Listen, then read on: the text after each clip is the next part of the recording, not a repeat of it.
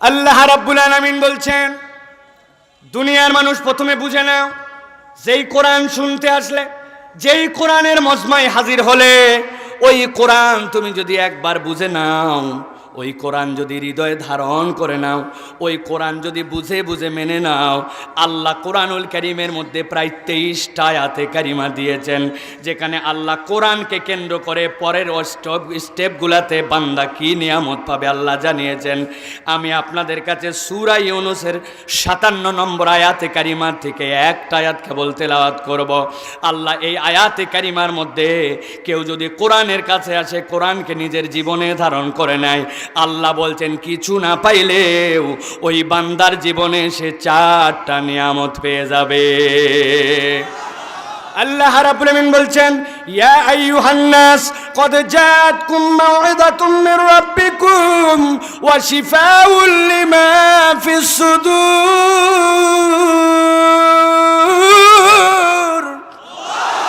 ও দুনিয়ার মানুষ, আল্লাহ বলছেন শুনে নাও, কদ জাআতকুম মাউইযাতুম মির রাব্বিকুম, দুনিয়ার মানুষ তোমাদের কাছে আল্লাহর পক্ষ থেকে একটা মাউইযা এসেছে, আল্লাহর পক্ষ থেকে একটা ওয়াজ এসেছে, আল্লাহর পক্ষ থেকে একটা প্রেসক্রিপশন এসেছে।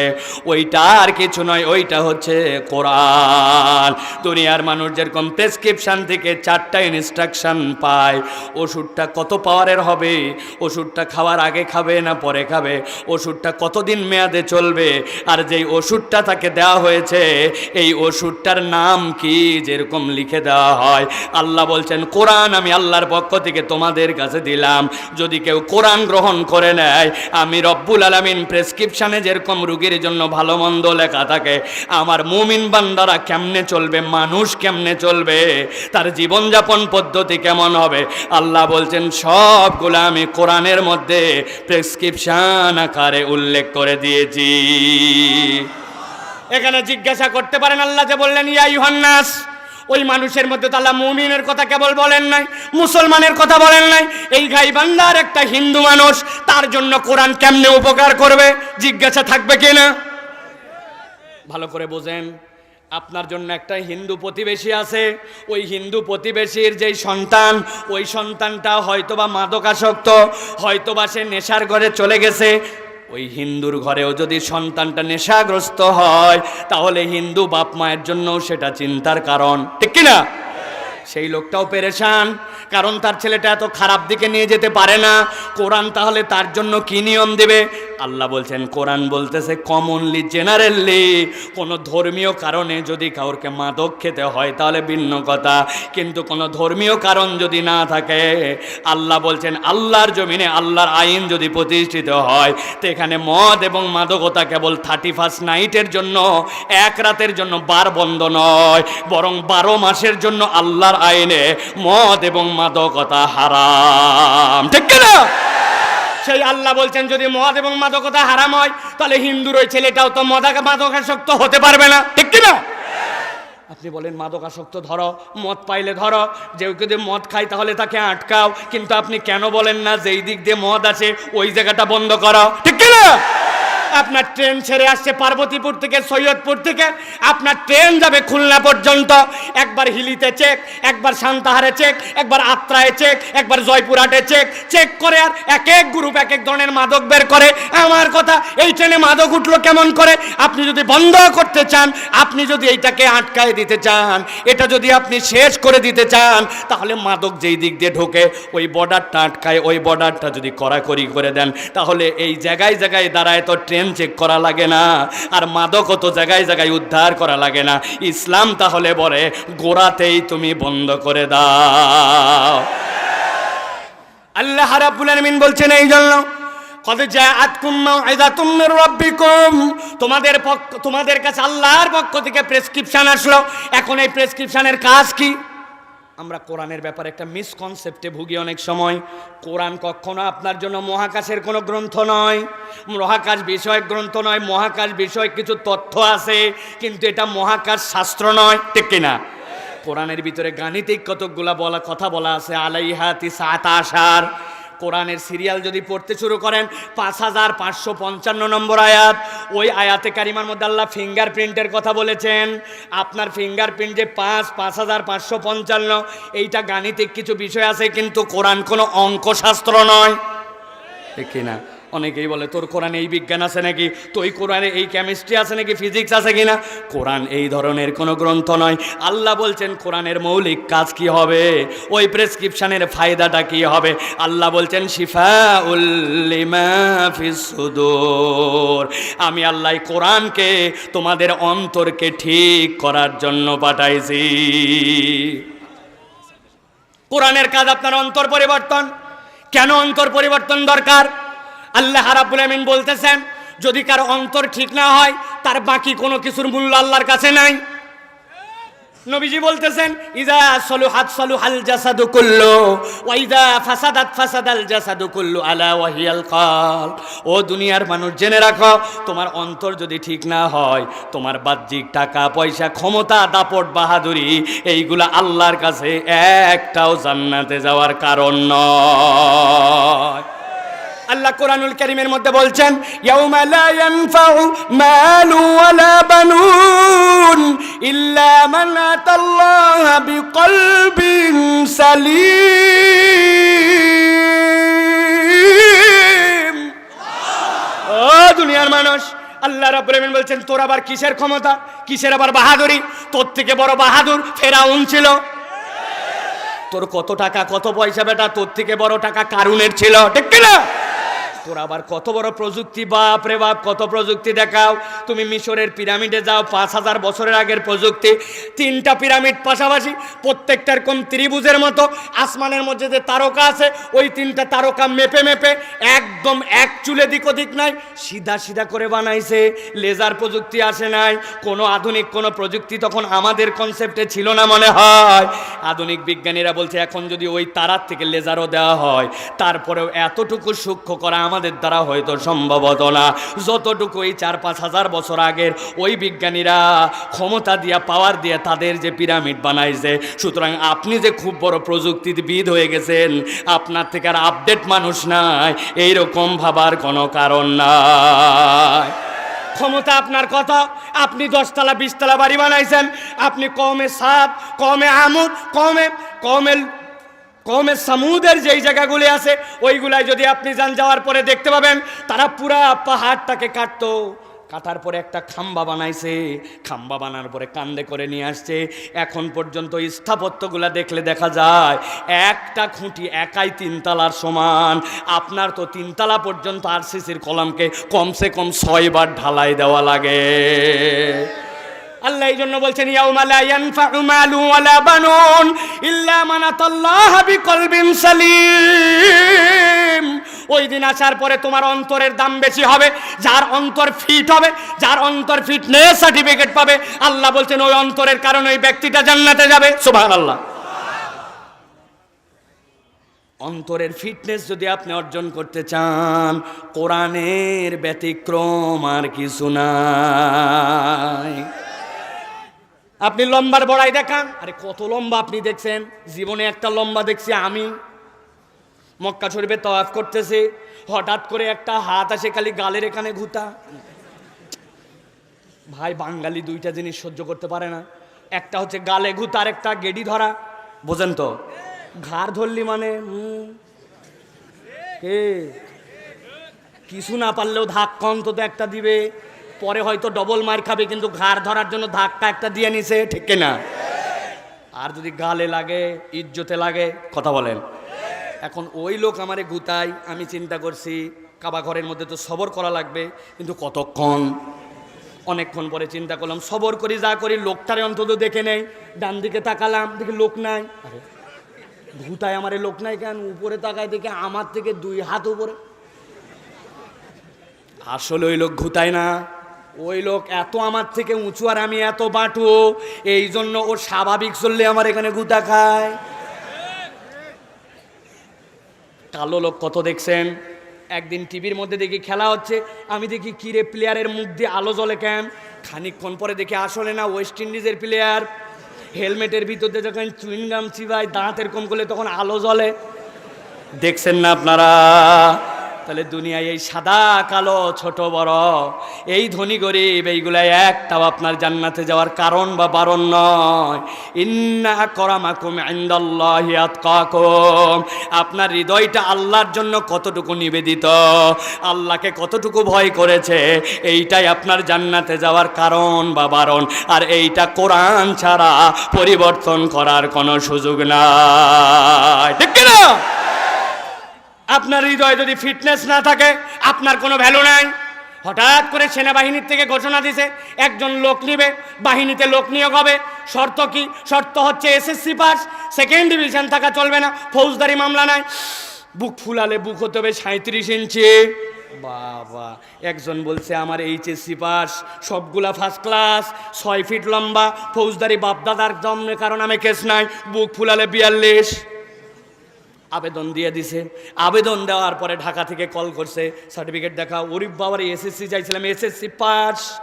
লাইনে দাঁড়াও, লাইনে দাঁড়ায় বলছে 5 ফিট 6 ইঞ্চি। দেখো ওই 6 ফিট কই নিচ দিয়ে যা, এত লম্বা। আর কি অবস্থা বলে, সব ক্লিয়ার, খালি গাহা, এখন তোমার জন্য ফিজিক্যাল টেস্ট, হাত লম্বা করো। হাত লম্বা করছে, ডান হাত হয়েছে 60 আর বাম হাত হয়েছে এরকম একটু বাঁকা। বাম হাত ঠিক কর।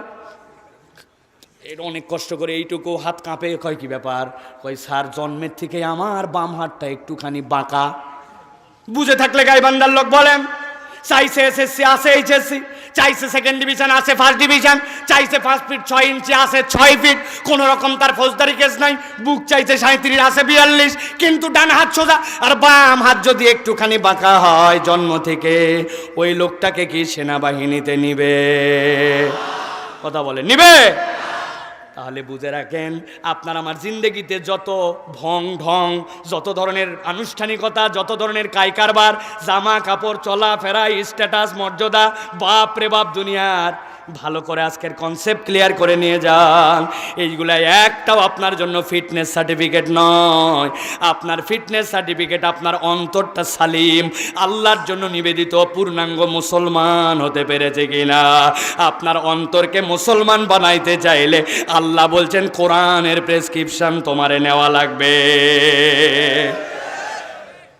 আল্লাহ রাব্বুল আলামিন এরপরে বলছেন তোমাদের জন্য 3 নম্বর কোরআন কি উপকার দিবে। আল্লাহ বলছেন ওয়া হুদাও ওয়া রাহমাতুল লিল মুমিনিন।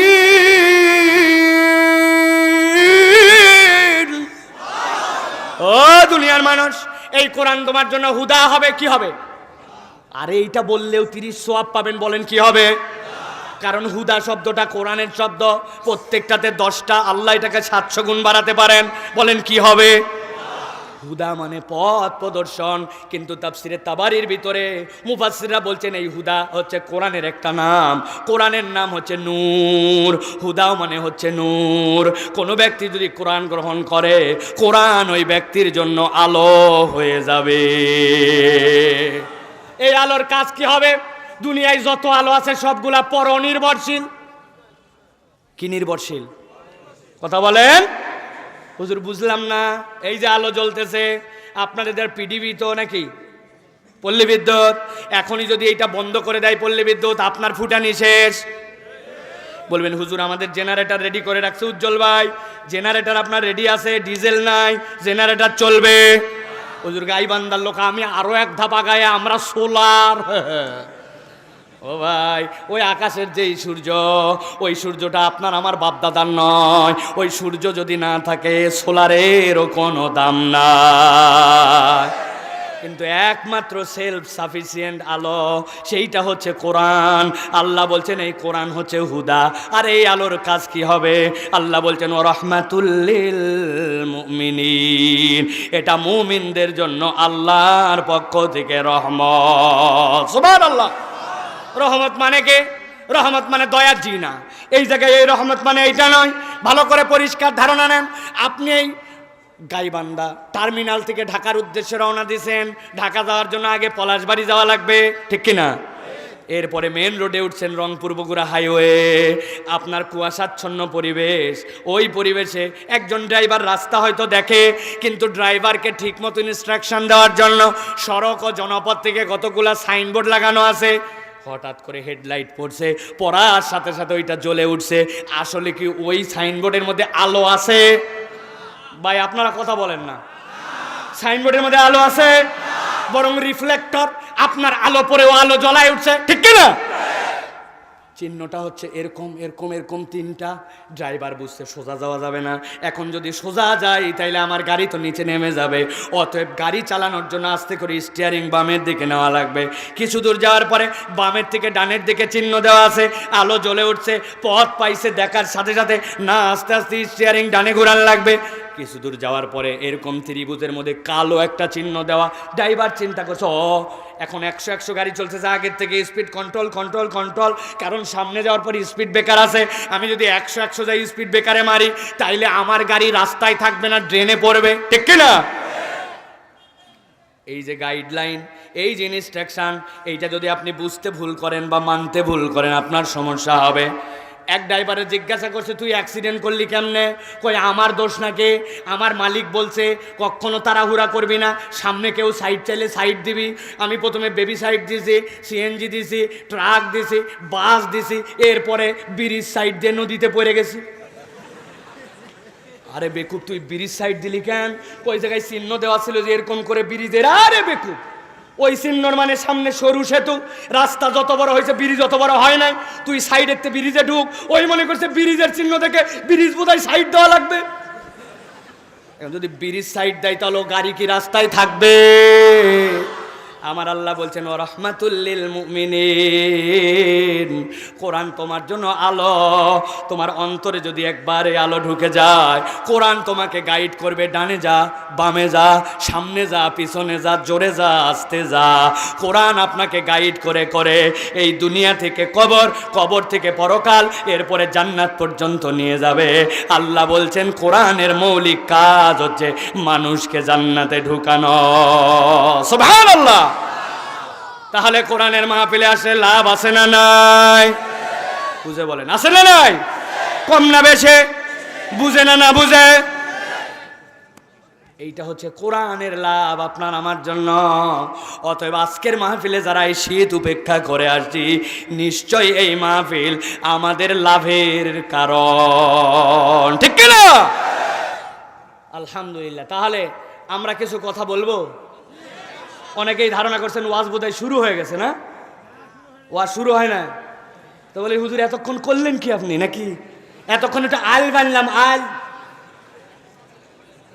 আপনার একটা জমি আছে 1 বিঘাতে, যদি পানি দেন ক্ষেত করার জন্য, আর আল যদি কাটা থাকে পানি বাঁধবে? ও ভাই কথা বলেন, পানি বাঁধবে? আবার আল যদি না চিনে অপরের জমির থেকে যদি আপনি ধান কাটেন তাহলে পিঠ বাঁচবে? পিঠ বাঁচবে? আমাদের তো হালাল কামাই হারাম করি। 1 বিঘা জমি, মুরব্বী সকালে কোদাল কান্দে নিয়ে যাচ্ছে, রওনা দিছে, লোকজন বলছে এই চাচা এত সকালে কই যান? কয় বাপ আগের মতো আর কাজ করতে পারি না, রোদ উঠলে মাথা ঘোরে, এই জন্য একটু আল কাটতে যাচ্ছে। আসলে মুরব্বী আল কাটতে যাচ্ছে না, ওই পারের জমিওয়ালা এখনো আল কাটে পারে নাই, উনি আল কাটার নাম করে জমিটা 4 আঙ্গুল ঠেলতে যাচ্ছে। আছে কিনা? ওরে 1 বিঘার খাজনা খারিজ সব কমপ্লিট, কিন্তু এই যে 4 আঙ্গুল ঠেললো, ওই হারামটা তার জাহান্নামে যাওয়ার কারণ হতে পারে, ঠিক কিনা? তাহলে আলের দাম আছে তো? আমরা আমাদের জীবনে যা ওয়াজ শুনি কোনো আল নেই, কোনো আল নাই।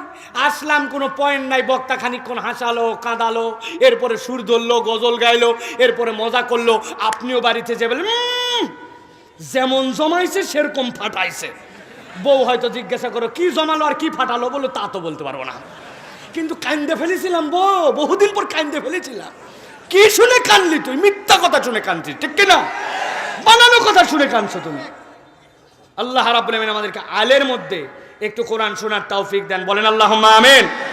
প্রিয় ভাইয়েরা, আজকে আমি আপনাদের কাছে নিয়ত করছি সংক্ষিপ্ত সময়ে 3টা গুণধারীর একটু কোরআনিক পরিচয় আপনাদের কাছে দিব। 3টা গুণ যেটা আমার হৃদয়ের মধ্যে ঢুকে গেলে আল্লাহ রাব্বুল আলামিন আমাদেরকে ব্যতিক্রম একটা জিন্দেগি দিবেন, বলেন আল্লাহুম্মা আমিন। আমি যখন আল্লাহুম্মা আমিন বলতে বলবো, আপনি অন্য সময় যা অলসতা করেন এই সময় যেন অলসতা করবেন না। মাহফিলের বরকত আমি দেখছি আল্লাহুম্মা আমিন। এক জায়গায় গেছি, আমি তো টাকা তুলতে পারি না, কিন্তু তারপরেও বলছে হেফজোখানা মানসানা কি মাসা হুজুর একটু বলেন। আমি আগেই শর্ত দেই ভাই, এই কাম আমার না, এই কাম আমার আব্বা। এই কাম আমার আব্বা মাওলানা আকরাম হোসাইন, আপনারা জানেন, নওগাঁর বিখ্যাত এই অঞ্চলের আলোচক উনি বিভিন্ন মাদ্রাসার জন্য, আমি বলতাম আব্বা অর্থমন্ত্রী, মাদ্রাসায় যাইতো, 1 বছর যে কালেকশন করে দিয়ে আসতো ওইটা দিয়ে প্রতিষ্ঠান চলতো, কিন্তু এই কাম আমি পারি না। কিন্তু ওই জায়গায় বলছে যে হুজুর একটু বলে দেন। তা আমি দেখলাম লোকজনকে বলি, এমনি দিতে চাই না, আরও দেয় না। তখন বললাম যে আপনারা যে যাই দেখ, একজন মুখ বন্ধ রাখবেন না, আমিন বলেন।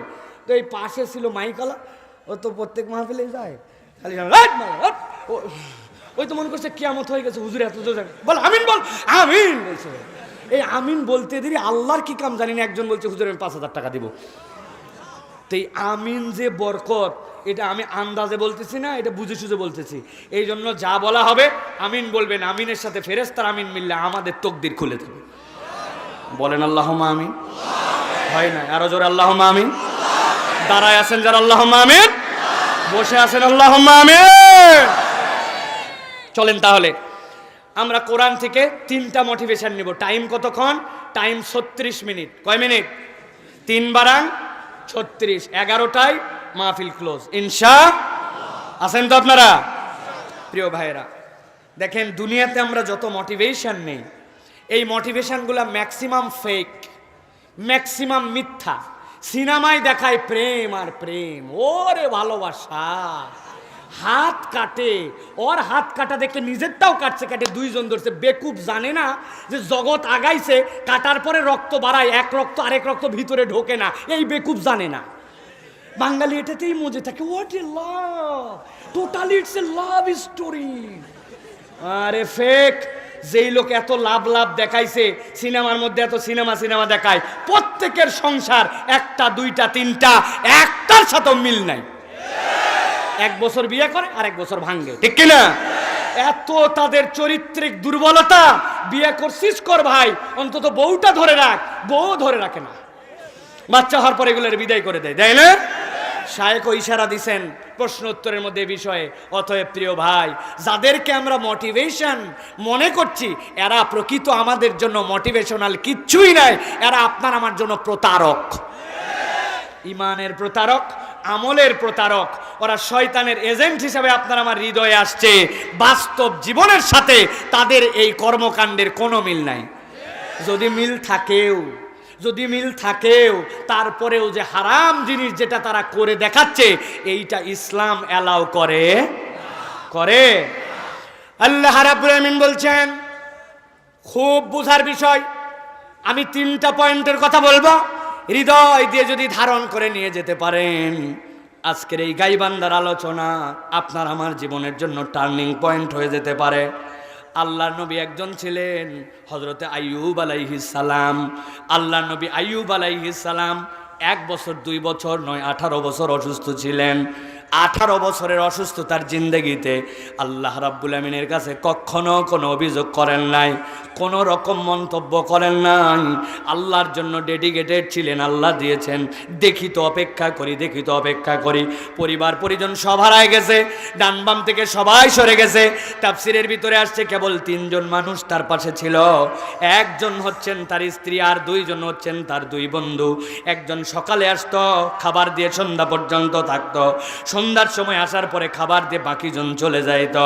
ওই 2 বন্ধু হঠাৎ করে একদিন, যখন আইয়ুব আলাইহিস সালামের অসুস্থতা 18 বছরের কাছাকাছি, একদিন খাবার দেওয়ার পরে 2 বন্ধু বাহিরে দাঁড়ায় গল্প করে আর বলে, নিশ্চয় আইয়ুবের এমন কোনো গুনাহ আছে। দুনিয়ায় কত লোক অসুস্থ হলো আর ভালো হয়ে গেল, কিন্তু আইয়ুব ভালো হয় না কেন?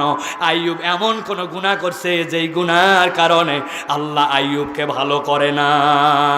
আইয়ুব আলাইহিস সালাম কথাটা শুনে ফেলছেন। ওরা যে এই কথা বলছে ওরা জানে না যে আইয়ুব আলাইহিস সালাম শুনেছেন। তাফসীরের ভিতরে আসছে, বিভিন্ন তাফসীরের ভিতরে আসছে, আইয়ুব আলাইহিস সালাম এই কথা শোনার সাথে সাথে আল্লাহর কাছে রোনাজারি করে একটা কথা বলছেন, রব্বুল আলামিন, তোমার কাছে আমি একটা কথা বলতে চাই, তুমি তো সবই জানো। তারপরেও বলি, একদিন সারাদিন কামাই করে এনেছি, আনার পরে আমি বাড়িতে রেখেছি, রাখার পরে এমন মাত্র আমি বাড়িতে ঢোকার পরে আমার জানালাটা খোলা, রাস্তার পাশ দিয়ে 2 জন পথিক যাচ্ছে, দেখতে পাচ্ছি না, কিন্তু 2 জন ঝগড়া করতেছে। ওই 2 জন কথা কাটাকাটি করতে করতে একজন আল্লাহর ব্যাপারে একটা গালি দিয়ে বসলো, আল্লাহ নিয়ে কথা কাটাকাটি করতে, আল্লাহর ব্যাপারে একটা বাজে কথা বলে বসছে। আরে শোনার পরে আমার হৃদয়টা কঠিন অস্থির হয়ে গেল। ওই দুইজন ঝগড়াঝাটি করে চলে গেছে। আল্লাহ, এরপরে আমি ওই সকাল থেকে হাতের রুজি কামাই করে যেটা আনছিলাম, আমি সাথে সাথে একজন মিসকিন দেখে দান করে দিলাম। দিয়ে বললাম, ওই যেই পথিক দুইজন ঝগড়া করে আল্লাহকে গালি দিয়ে গেছে, আমি তার পক্ষ থেকে কিয়ামতে যেন আটকায় না যায়, এই জন্য আল্লাহ দান করে দিলাম। যেই আইয়ুব অপর মানুষ চিনে না, সে যেন আল্লাহর কাছে না আটকায় জন্য দান করে। সেই আইয়ুব নাকি এমন গুনাহ করছে, যেই গুনার কারণে আইয়ুবের রোগ ভালো হয় না। আইয়ুবের হৃদয়ের মধ্যে এই কষ্টটা যখন লাগছে, আল্লাহ বলছেন কোরআনুল কারীমের মধ্যে আইয়ুব আল্লাহরে ডাক দিয়ে দিয়েছে। আল্লাহ বলছেন, ওয়া আইয়ুবা ইয নাদা রাব্বাহু আন্নী মাসানিয়াদ দুররু ওয়া আনতা আরহামুর রাহিমিন।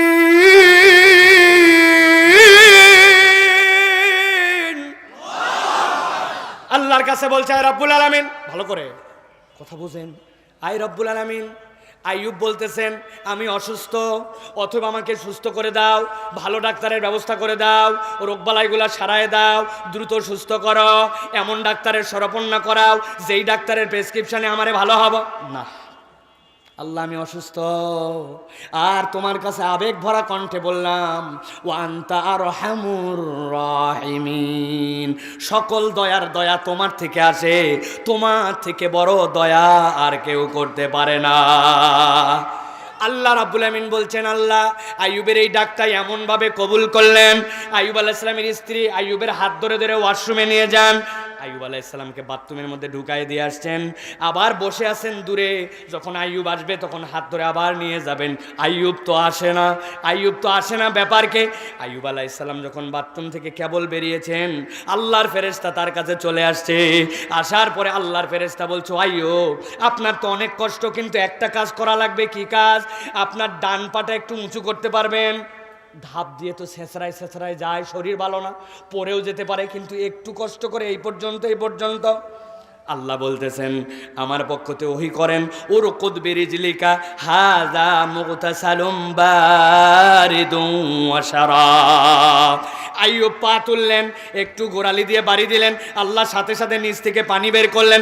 আল্লাহ নিজেই বলছেন, মুগতাসালুম বারিদুন ওয়া শারাব, পানযোগ্য গোসলের উপযুক্ত ঠান্ডা একটা পানি। আইয়ুবকে বললেন, সেখান থেকে নিয়ে একটু মাথার উপরে দেন। আইয়ুব আলাইহিস সালাম মাথার উপরে দিয়ে গায়ে বহমান করলেন।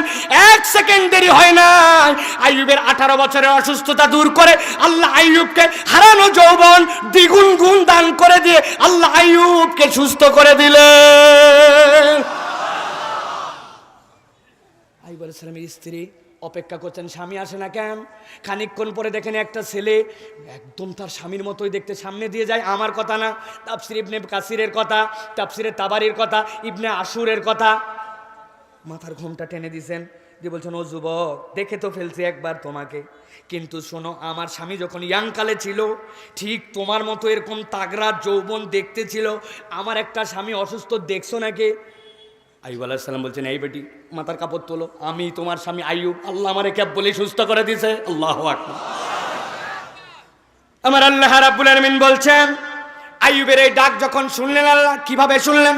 আল্লাহ বলছেন, ফাস্তাজাবনা লাহু ফাকাশাফনা মা বিহি মিন দুররিন ওয়া আতাইনাহু আহলাহু ওয়া মিসলাহুম মাহুম রাহমাতাম মিন ইনদিনা ওয়া যিকরা লিল আবিদিন।